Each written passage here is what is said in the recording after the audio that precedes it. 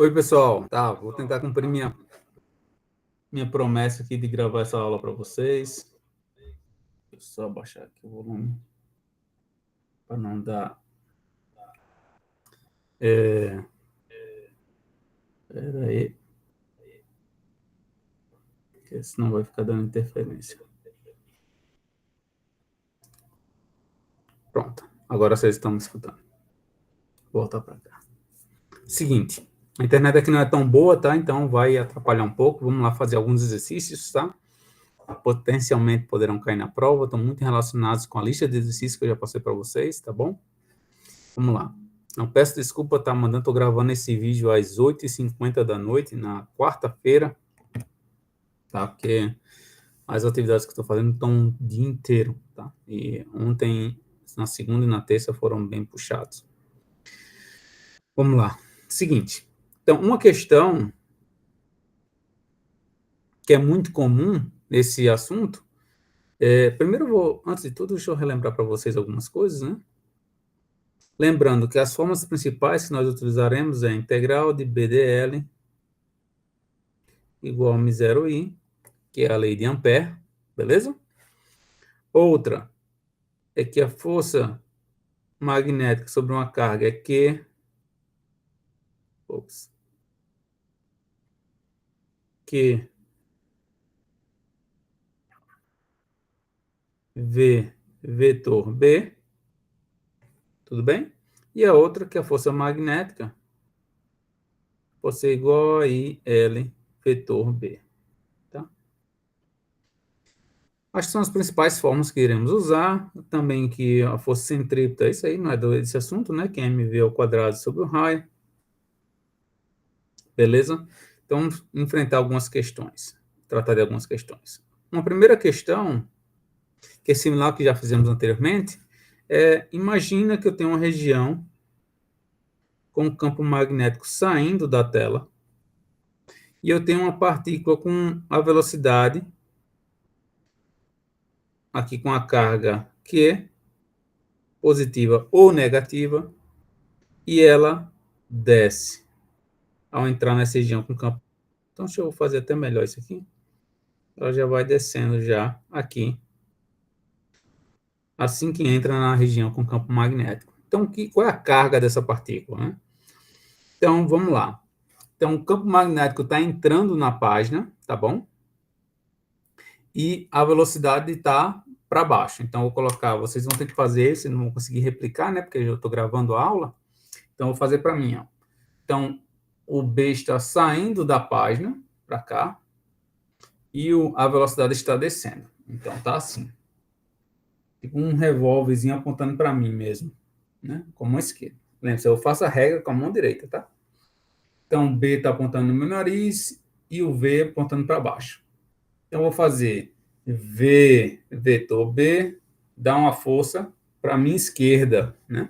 Então, V vetor B, V vetor B, dá uma força para a minha esquerda, tá? Então, o que vai acontecer, se ela aponta para baixo, nesse ponto aqui, ela vai se mover para cá, né? A força magnética estaria apontando para cá, nesse ponto aqui embaixo. Mas não é assim que eu vou resolver para obter a carga. Tem que usar a informação que foi dada. Qual é que foi dada? Ele está dizendo que quando ela entra na região do campo magnético, em vez de ela ir assim, ela direta, ela vem para baixo. Então, o vetor velocidade que você vai usar é esse aqui, ó. Mesmo sabendo que depois ela vai descer. Então, o vetor velocidade agora está aqui, apontando para a minha direita. O B está saindo da página. Então, olha só, ó.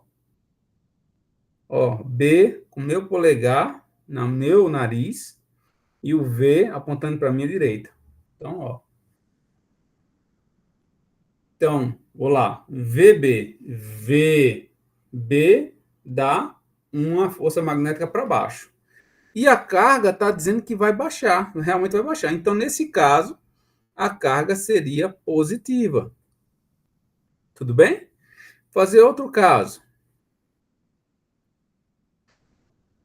Eu tenho um campo magnético agora assim, ele está entrando e a partícula, vamos supor que ela está subindo aqui nessa região, com a velocidade nessa direção, apontando para cima, e aí vamos supor que ela vem para a esquerda. Então, vamos lá. V. Tanto faz quem é o V e o B aqui na minha mão, tá? Então, V está apontando para cima e o B está entrando. Então, em vez de o polegar estar aqui para o meu nariz, está na direção contrária. Então, fazer tá assim, em vez de apontar para o meu nariz, está assim. Fazer V, primeiro V, tá? V, B, dá uma força para a esquerda. O campo tá entrando? Tá, show de bola. Então, de novo, a carga aqui é positiva. Se por um acaso ela tivesse indo para cá, a carga seria negativa. Se por um acaso tivesse, nesse caso, subindo, a carga seria negativa. Tá? Então, é assim que eu vou distinguir qual a carga da partícula. Eu faço a minha regrinha, primeiro a palma da mão, depois os dedos. Se der no sentido do polegar certo, é positiva. Se der no sentido contrário, a carga é negativa. Tá? E como é que eu acho o eventual raio dessa órbita, né? Como é que a gente faz?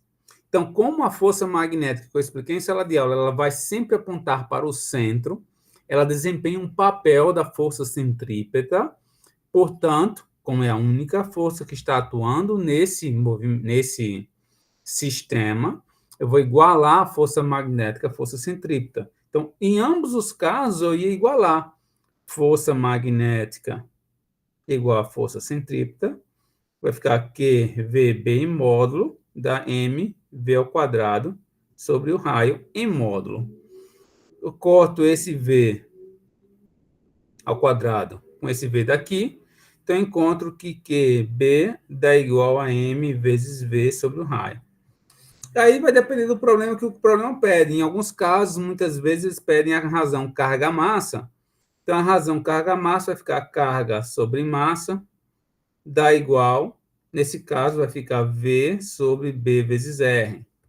Se por um acaso pedir, não sei, estou chutando, vai pedir aí, talvez, sei lá, a massa sobre a carga.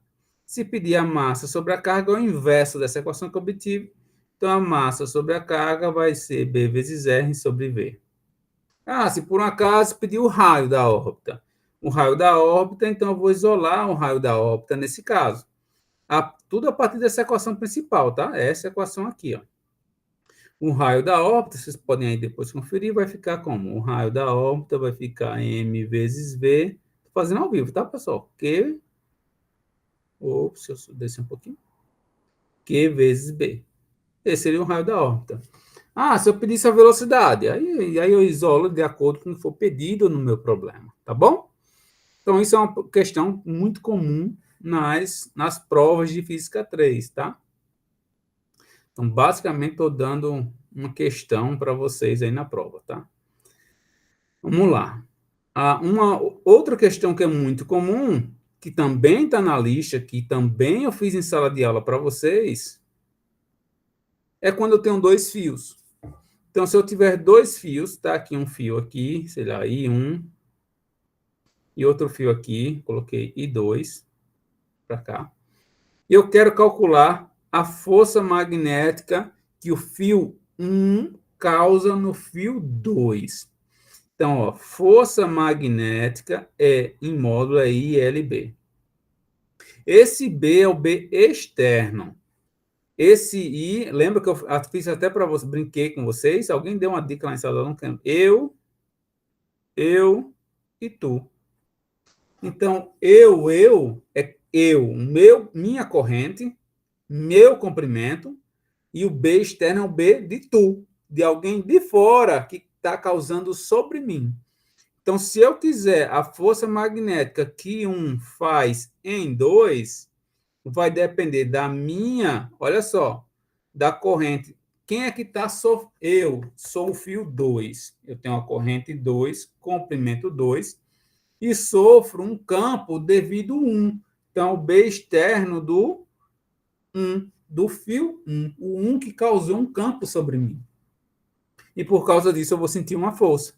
Então, meu campo magnético, meu I2, L2, e o campo magnético, que vocês já aprenderam, eu vou colocar só o resultado, ele é Mi 0 corrente sobre 2π a distância. Então, como é o campo externo 1, vai ficar Mi0 e 1 sobre 2π a distância de quem? De 1 a 2, que é daqui para cá, se eu chamar de D, então ficou D. E aí, cada caso eu vou adaptar. Por exemplo, note que se eu quisesse a força magnética, agora de 2 causada em 1, eu sou o fio 2, tem um. Eu sou o fio 1, aqui, 1. Eu sou o fio 1. I1, L1. E o 2, por existir, tem um campo magnético que, porque ele tem um campo magnético sobre mim, ele vai causar uma força sobre mim. Então, ele que causou sobre mim. Quem causou foi o 2, é o agente externo. Então, B2 externo. E aí, isso vai ficar I1, L1, vezes o B que 2 causou. Então, o B que 2 causa no 1 é Mi0 I2 sobre 2πd. Lembrando que, note que esses dois campos não são exatamente os mesmos, certo? Porque um depende de L2 e o outro depende de L1. Entendem a diferença? Então, são diferentes. As forças magnéticas que eles vão sentir serão diferentes, porque dependem de comprimentos diferentes. Se os fios, por acaso, tiverem o mesmo comprimento, a força magnética seria exatamente a mesma, tá? Espero que esteja claro, tá? E lembrando, para vocês, o campo magnético que o 1 tem uma força magnética é igual, se os comprimentos forem iguais. Deixa eu fechar esse meu WhatsApp aqui. E o campo magnético, como é que seria o campo magnético? O campo magnético que o fio 1 causa em 2, eu tenho meu polegar, o campo magnético está entrando, então B1 aqui está entrando. Quem está à esquerda do 1, o B1 está saindo. B1. Certo? Então, quem tiver à direita do B1 tem um campo entrando, quem tiver à esquerda tem um campo saindo. E quanto ao B2? O B2 ele causa um campo magnético entrando na sua direita. Deixa eu apagar aqui, botar aqui, ó, entrando. B1. Quem está à direita do I2 tem um campo magnético também entrando. E quem tiver à sua esquerda tem um campo magnético saindo. Então, se por um acaso eu quisesse calcular o campo magnético resultante à direita de I2, eu somaria os campos. Se eu quisesse calcular o campo magnético resultante à esquerda do I1, eu somaria os campos. E se fosse no meio, como é que seria? De novo, quem estiver à direita do I1 tem um campo magnético entrando. Estou colocando aqui, ó, B1 entrando. Quem estiver à direita do I2 está entrando, mas quem estiver à esquerda dele está saindo. Então, B2 está saindo. Se por um acaso eu quisesse o campo magnético no meio entre os dois eu subtrairia um do outro, tá bom? Beleza? Então, espero que esteja claro. Então, nós resolvemos aqui uma questão que envolve a força magnética QVB, outra questão que envolve campo magnético resultante e a força magnética ILB. Beleza? Então, eu acho que essas duas questões, basicamente, vai dar muito a vocês uma clareza muito grande do que vai ser a prova. Então, como eu estou gravando isso aqui tarde, alguns de vocês escolheram fazer prova amanhã não, né? Na sexta-feira, desculpa, às 2 horas da tarde. Espero que nessa quinta-feira vocês tenham um tempinho, pelo menos, para assistir essa aula. Eu acredito que depois vocês vão ficar, espero eu, que vão ficar bem gratos com essa aula de exercícios, porque vai dar, basicamente, uma luz, uma clareza muito grande para o que vocês vão encontrar na sexta-feira. Tá bom? Eu acho que é isso. Não tem mais problemas que eu possa resolver diferentes desses aqui, tá? Então, é muito mais simplesmente modificações. Eu vou fazer mais um quarto, só para deixar claro, enfatizar. Fazer o 4 aqui, ó. Então, se eu fizesse uma questão 4, imagina que agora eu tenho um fio, fazer de cores diferentes. Eu tenho um fio I1 aqui para baixo. Vamos supor que I1 seja 10i. E eu tenho um vermelho I2, cuja corrente, sei lá, estou chutando aqui, tá, pessoal? Seja, sei lá, 5i. Vou assumir que esse daqui tem um comprimento L1 e esse daqui tem um comprimento L2. Vamos supor que L2 seja igual a L. E L1 eu estou assumindo que ele é bem maior. Vou apagar aqui um pouquinho. Ops, tem que ser uma retinha melhorzinha. I1 tem um comprimento I1 seja um comprimento de L. Você fazer o mesmo tamanho.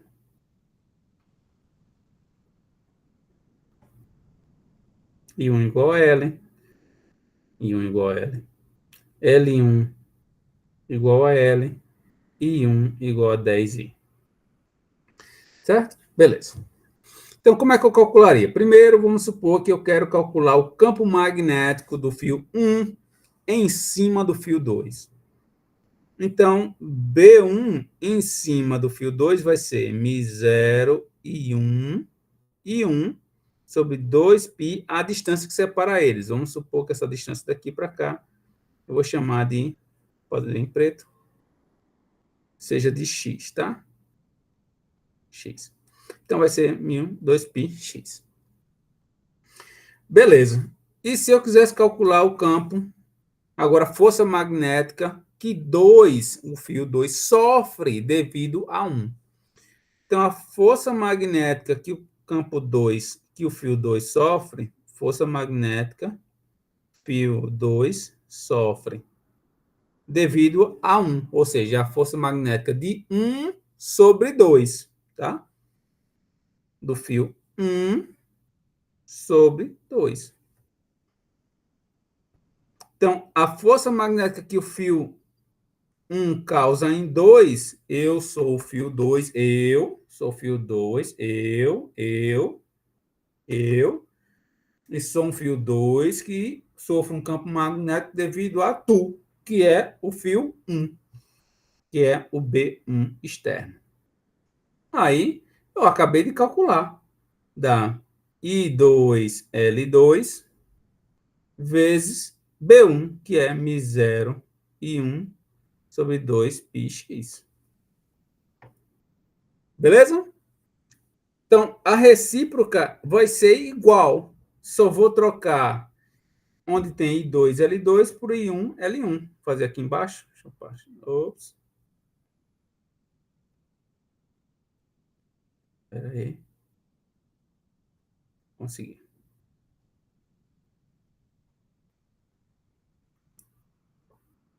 Então, olha lá. Se eu quisesse calcular a força magnética que o fio 2 causa no 1, eu sou o fio 1, I1, L1, e sofro o campo magnético de tu, que é o fio 2. Então, a força magnética que o 2 causa, ele causa nele por existir um campo magnético. Vocês lembrarem, né?